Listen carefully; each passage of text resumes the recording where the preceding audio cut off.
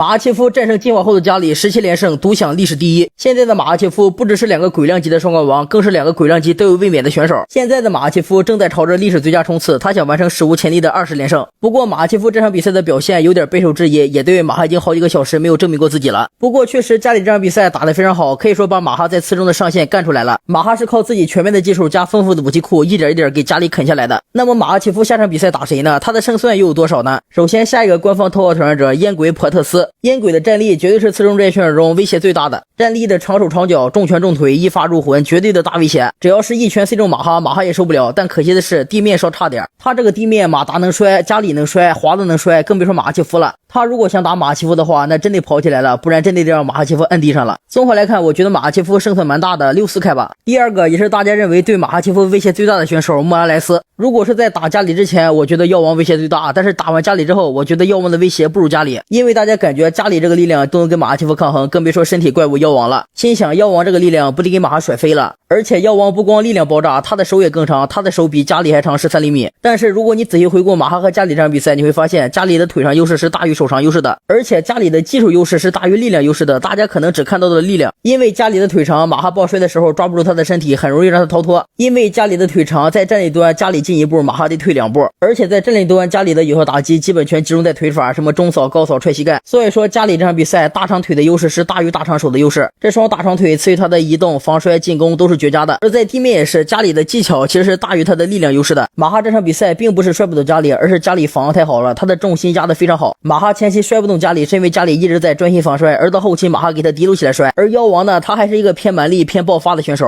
首先他的进攻基本都是拳法的狂轰乱炸，没有加里那种拳腿的立体感。注意好他拳法的防守，然后去抓他腿，我觉得应该比加里容易。当然他的重拳、他的爆发以及他的力量对马哈的威胁不小，甚至于说他的前2回合给马切夫 K 了我都不意外。但是他的体能、他的防摔、他的地面真的没有得到过检验。如果说放眼长局5回合来看，我觉得他的威胁不如加里。综合来看，我认为 5.5 对 4.5 还是看好马切夫。而且在我看来，我觉得对马切夫威胁最大的还得是健康的沙夫卡特。2个选手都战胜过加里，而且赢的都挺难的。但不得否认的是，马切夫赢的是更加强大、更加进化的加里。但是沙夫卡特这位选手表现出来的防摔力量以及战力的威胁性、战力的进攻性以及他全面的技术，这个是马切夫没有遇到过的，而且身体还这么长。如果真的打健康的沙夫卡特，我觉得我还是会看好马切夫，因为马说了，加里站那儿一动不动也不进攻，这种是最难摔的。而沙夫卡特他的拳腿组合更犀利，进攻更主动，反而更好迎摔。如果2人真干起来，我只能稍稍的看好马切夫，但现在已经干不起来了，因为卡特已经查无此人了。沙夫卡特最近是倒霉连连，而且受了这么严重的伤，回来肯定不是巅峰了。至于其他人，目前来看对马哈还真没有太大的威胁。不过马哈说他要增肌，他要变得更强壮，我们可以期待期待。